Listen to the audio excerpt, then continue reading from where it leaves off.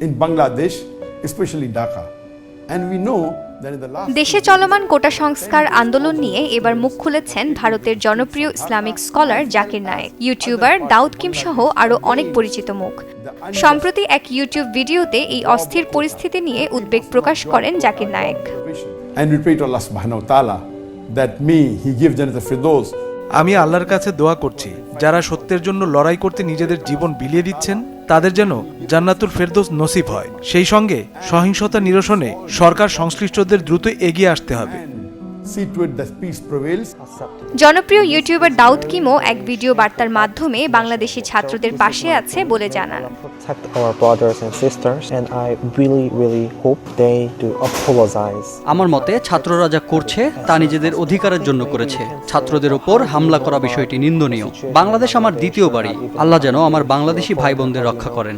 I understand, but Bangladesh is my second home.